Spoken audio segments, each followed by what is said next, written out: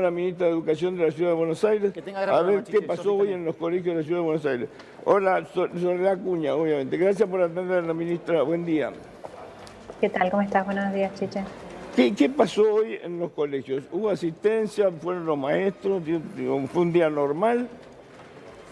No, claramente fue un día diferente, fue un día muy dispar respecto a lo que fue sucediendo, porque anoche muy tarde nos enteramos de la resolución de la Cámara, inmediatamente convocamos a las asociaciones que agrupan a los colegios privados y a los supervisores del sistema público para que fueran hablando con las escuelas y sacamos una comunicación oficial, pero obviamente ya había muchas escuelas que habían organizado para el día de hoy la virtualidad y muchas familias que se habían organizado pidiéndole a los familiares cambiando de turno, que se habían organizado para la virtualidad, con lo cual hubo muchas que no pudieron abrir y muchas familias que no pudieron llegar, pero tuvimos aproximadamente un 60% de escuelas que abrieron sus puertas, también al interior con disparidad respecto a qué familias pudieron llegar o no, pero mañana ya todas han confirmado que obviamente vuelven a la presencialidad. Ahora, había colegios del Estado, de lo que corresponde al Ministerio, de la Ciudad de Buenos Aires, que también tienen virtualidad. Porque hoy justamente mandamos un móvil a un colegio donde hoy no iban los chicos porque había virtualidad.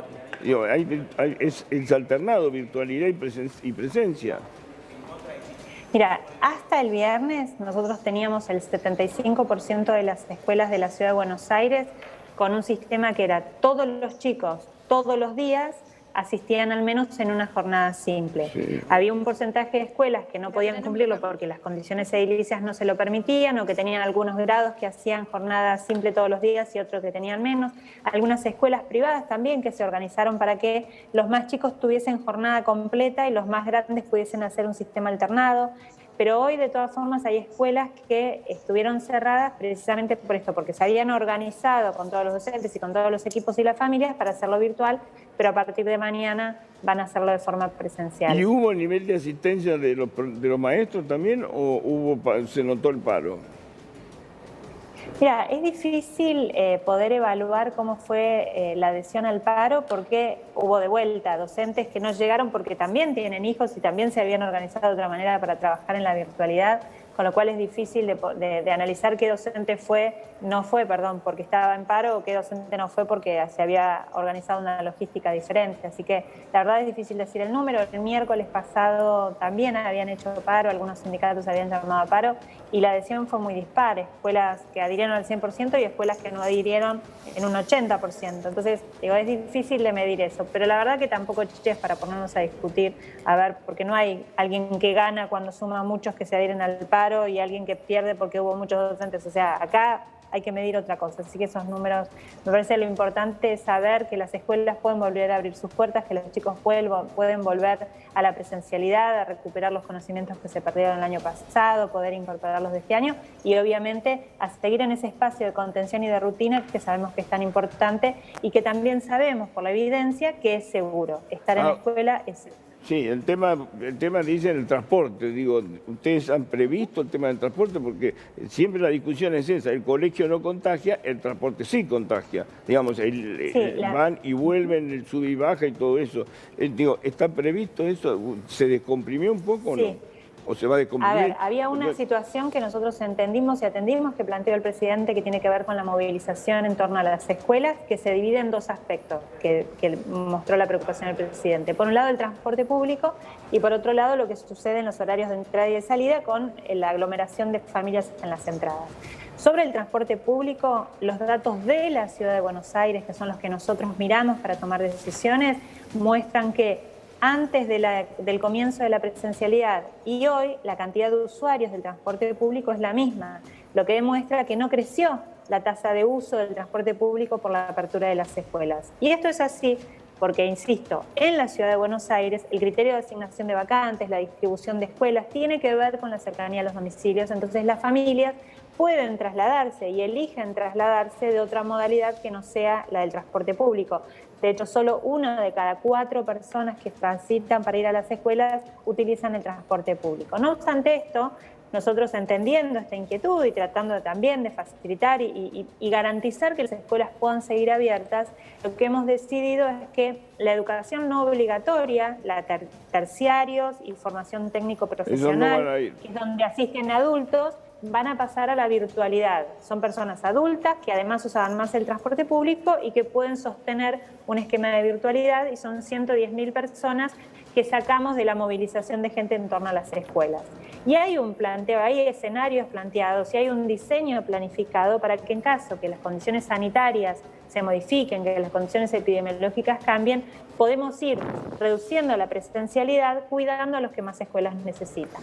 Ahora, y sobre lo que también preocupaba al presidente, que era el segundo aspecto de la movilización de familias, esto es, en torno a las escuelas en horarios de entrada y salida, hoy tuvimos en la calle más de 1.000 personas ayudando y facilitando, que son concientizadores del gobierno, que son agentes que estaban trabajando de forma remota en teletrabajo, que fueron asignados a la calle para acompañar los momentos de entrada y salida, para ayudar a que se cumpla el protocolo y las familias puedan organizarse distinto. Aumentamos la cantidad de escuelas con sube y baja, y obviamente también se puso más gente de los agentes de tránsito en las cabeceras del transporte, en lugares donde hay mayor concentración, ya sea en Retiro, 11, Constitución, para que en los horarios de entrada a las escuelas se priorice la utilización del transporte público para estudiantes y docentes. No sé si el dato está, pero supongo que sí. Hay una estadística de cuántos chicos vienen del conurbano a la ciudad de Buenos Aires, porque ahí donde tenés chicos que vienen con transporte público acompañados por un adulto. Digo, ¿se sabe el porcentaje? Porque ahí es donde, digo, a lo mejor dentro de la ciudad de Buenos Aires, o están cerca, pueden ir caminando, pueden ir en bicicleta, o lo lleva un papá, pero digo, reconocido, de los que vienen... admitido por las familias, sí, tenemos el dato, admitido por las familias es un 15% de 15% familias que son del conurbano, que viene del conurbano pero a la ciudad. nosotros estimamos que es un poquito más, porque muchas familias ponen un domicilio en capital para que se les asigne la vacante, porque saben que la distancia al domicilio es lo que asigna prioridad en vacantes. Entonces, suponemos que el número es más grande, tendríamos que estar adentro de un 20-25%, pero reconocido es alrededor del 15%. Es un número alto, ellos vienen en transporte público, porque vienen por la empleada doméstica o vienen porque tienen un trabajo cerca en la ciudad de Buenos Aires. Supongo que ellos vienen sí o sí en transporte público. Estimamos que sí. Ahora, ¿vos crees que, digo, supongo que lo debes tener estudiado, ¿vos crees que el miedo o la bronca de la gente y todo por la presencialidad tiene que ver con lo que pasó el año pasado, que tiene miedo que vuelva a repetirse el año pasado? Porque digo, si uno te dice 10 días y se termina, 10 días y se termina, no pasa nada, pero digamos, ¿ustedes temen que pueda haber 10 días y después otros 20 y después otros 30? Claro, es que en realidad la reacción de las familias me parece que tiene que ver con varias cosas. En primer lugar, con que cada uno vio el daño que tuvo en nuestros hijos la falta de presencialidad. Cada uno lo pudo vivir y puedo analizarlo desde la experiencia personal. Pero además las estadísticas lo muestran, el daño enorme en términos de aprendizaje, en términos de equidad, porque no todos pudieron sostener la escolaridad y aumentó un 25% la cantidad de chicos que abandonaron o están en condiciones de abandonar o en riesgo de abandono a través de, por el motivo de la falta de presencialidad. Toda la evidencia marca, los especialistas lo han indicado, que es necesaria y es posible la presencialidad, y me parece que eso generó más que nada lo que hizo que las familias alzaran su voz. Pero además, la verdad que es tan incierto el motivo por el cual se decidió tan abruptamente, después de haber tenido el mismo día a 2 ministros de Nación diciendo que las clases se iban a sostener y iban a ser lo último que se cerraba, y a la noche deciden cerrar. Es tan incierto lo que disparó la decisión que no te da certezas de que en 15 días algo cambie como para que digan, bueno, no, entonces ahora sí vuelven presenciales. Y el miedo, te digo, de muchos directores de escuela también fue esto, de muchas instituciones públicas y privadas que nos manifestaban soledad. ¿Y cómo garantizás que son 15 días? ¿Cómo sabemos que no vamos a tener que pasar otros 15 más y otros 15 más y otros 15 más? Y todos tienen el temor de lo que fue el año pasado, que la sumatoria de 15 días terminó en 7 meses sin presencialidad. ¿Pudiste hablar con Trota en algún momento? Durante el fin de semana no, estoy pidiendo que me confirme una reunión para estos días. Pero pediste una reunión, porque digo, hasta ahora no sé si ha tenido declaraciones. Vengo pidiéndole reuniones desde el miércoles a la noche le escribí y el jueves empecé a pedirle reuniones. Y ahora entiendo, me mandó a decir que el martes quizás me reciba, así que estoy pidiendo que reconfirmen el día, el horario y todo eso. Digo, vos hablás con los abogados de la ciudad, porque digo, se está presentando ahora los abogados del Estado para cuestionar la decisión de la Cámara esta de la Ciudad de Buenos Aires. ¿Tenés tiempo, te dijeron los abogados? Porque puede pasar que hoy levanten la medida y tengas que cerrar la escuela de vuelta. Mira, la verdad que hay como mucho movimiento judicial, Sí. porque el amparo sobre el que falló la Cámara es un amparo presentado por familias y docentes y estudiantes, no era una medida del gobierno, sino que fue un pedido de familias para que se tomara una medida cautelar y se resguardara el derecho a la educación. Hay otros amparos que se están moviendo, también desde la Corte dicen que hay por todos lados movimientos. Nosotros, insisto, y lo dijo el jefe de gobierno ayer, la Cámara autorizó que hagamos uso de nuestra competencia y nuestra autonomía en términos de materia educativa y el jefe de gobierno decidió que las escuelas tenían que abrirse y para nosotros cada día, y no es una frase, es una frase que suena bien, pero además es una realidad. Cada día vale la pena, cada día los chicos en la escuela hacen la diferencia, por eso nosotros insistimos en que es importante que hagan. ¿Cómo querías hacer una pregunta? Ministra, le quería preguntar, ya que la ciudad tomó esta medida unilateral, en realidad la justicia le habilitó a que haya clases en la ciudad de Buenos Aires, ¿cuál es el semáforo que tiene la ciudad para que en algún momento se cierren las clases? Por ejemplo, los casos están por encima de 3.000 y todas las estadísticas y todos los expertos dicen que van a seguir subiendo. ¿Cuál va a ser el momento en que la ciudad, si tomara la medida sola, como tomó en este momento, decide dar marcha atrás con las clases presenciales? Mira, primero te aclaro, no es que la ciudad tomó una medida unilateral, la ciudad hace uso de sus competencias y su autonomía en materia de política educativa, de la misma manera que lo está haciendo Córdoba, lo está haciendo Santa Fe al no adherirse a la medida del presidente. Estamos haciendo uso de la misma competencia de autonomía que el resto de las jurisdicciones, tomando decisiones basadas en evidencias. La evidencia el decreto, que miramos ahora, ministra, que es un conjunto... El decreto es sobre el AMBA, no es sobre Santa Fe. Santa Fe y Córdoba podrían adherirse, pero el AMBA estaba incluido en el decreto, por eso le digo. Por eso estoy diciendo... A nosotros nos obligaban, al resto de las provincias les dejaban seguir gozando de esa autonomía. Nosotros lo que te estoy diciendo es que nosotros estábamos haciendo uso a partir del fallo de la Cámara de la autonomía de la ciudad.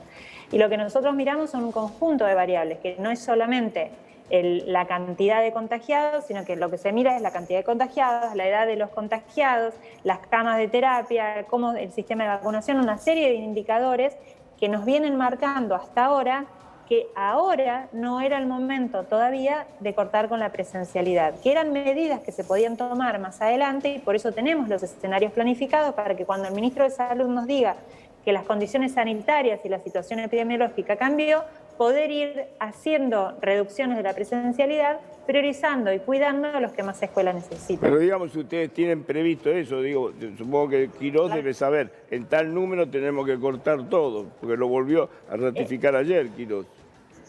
Totalmente, es una conjunción de variables que se analizan para saber si tenemos que tomar qué tipo de decisiones. Porque, por ejemplo, cuando uno mira las edades de contagio, se da cuenta, por ejemplo, que en los jóvenes cambia mucho la cantidad de chicos contagiados si comparas con los chicos de 10 años con los de 19 años. Y la curva empieza a subir y a despegarse a partir de los 16. Entonces, si esa es la edad donde se contagian, podemos hacer políticas focalizadas que apunten a reducir el movimiento de ese grupo de jóvenes y no dañar a los que menos autonomía tienen, a los que más escuela necesitan y sobre todo a los que las familias no pueden dejar solos para ir a trabajar. Soledad, te agradezco mucho la gentileza de habernos atendido, te mando un abrazo. Gracias, que tengan un buen día. Bueno,